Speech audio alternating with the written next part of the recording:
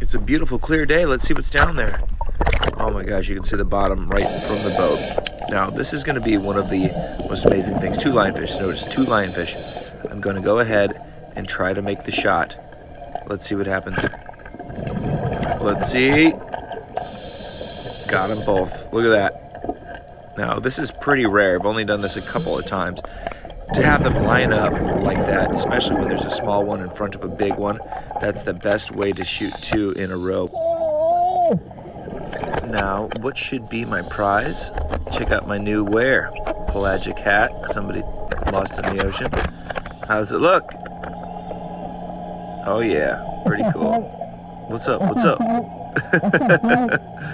So sometimes you come across some treasures down there. And this is why we do this. Because lionfish, what happens is, if nobody shoots them, they group up like this. There's 1, 2, 3, 4, 5, maybe 6 lionfish. And a crab, that was pretty cool.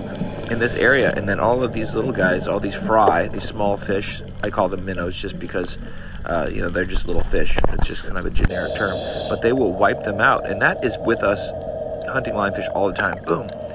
If we weren't hunting lionfish, there would be schools of 30, 40, 50, 60, 100. If nobody hunted these since they were introduced, there would be thousands. There would be lionfish absolutely covering everything, and there would be hardly any other fish left on the reef. So the thousands upon thousands of lionfish removed have really made a difference. The cute little nurse shark. You see how the fins are very big on this nurse shark because it's fairly young. It hasn't really grown into its big floppy fins. Pretty cute. There's a little squirrel fish there. It's like squirrel fish, soldier fish, a lot of different names for those guys. But I think that was a squirrel fish with the big eyes. Boom. Now these guys are inhabiting all of these barrel sponges, and the barrel sponges are homes for native fish, and these lionfish have taken them over and used them as their own. Boom. Now, the barrel sponge actually is a creature. It has all these different cells. It doesn't have its own circulatory system. It's kind of like a coral in a way that individual cells make up the entire thing, but it's all considered one creature. Look at that cute little guy. He's a little scared by me.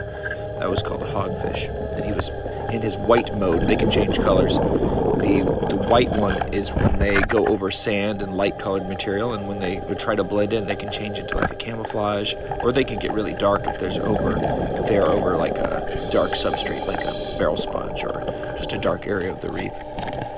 Just nailing them. And so we do this because these fish aren't native here. Most of our followers know that.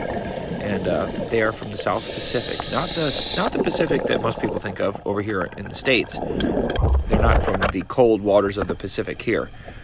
That water from our Pacific comes from up north, and the way the water moves is the cold water comes from the north, and it's icy cold, and that's why the waters in California are cold. But our water in here in Florida, a little side eye there, comes from the south over by the equator. So we have all this warm water coming up, so we can dive all year round with only a pretty modest wetsuit, where over in California you have to use a dry suit pretty much all the time, or like a 7mm if you're tough. Practice a little beatbox in there. Now here's more of the camouflage look of this cutie. Now he fades out, changes colors a little bit, runs away. Now that is such a cool fish. He's got all these little filaments going off of his head there, which are pretty cool. He sticks them up in the air to show agitation, and that's our hogfish. They're a really cool fish. They have great big wide mouths, and their mouths open up really large, like a hog's mouth does. So that's why they call it a hogfish.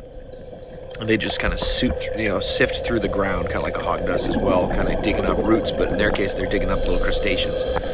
Look how pretty that is. Now here's a close-up lionfish shot here. I used my macro lens on a tiny lionfish. See how he's moving his spines, back and forth, kind of saying, hey, wherever you go, I can protect myself with these spines. Turns out I have a spear, though, so I'm cheating a little bit. That guy got away. Oh, sometimes they get away, but it's pretty rare. We try to get them all, even if they're little, but the smaller they are, the harder they are to shoot naturally.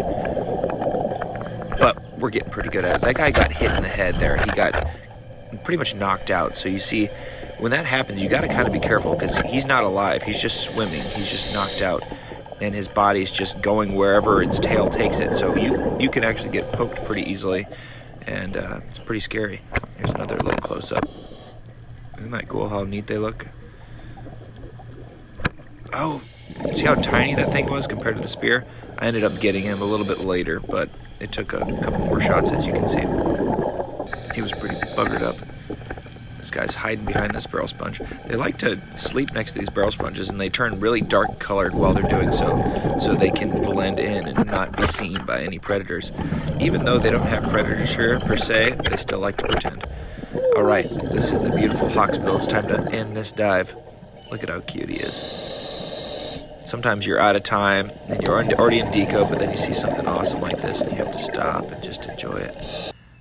Check it out. I also do tattoos of lionfish. I kill them and do the tattoos. Later, guys.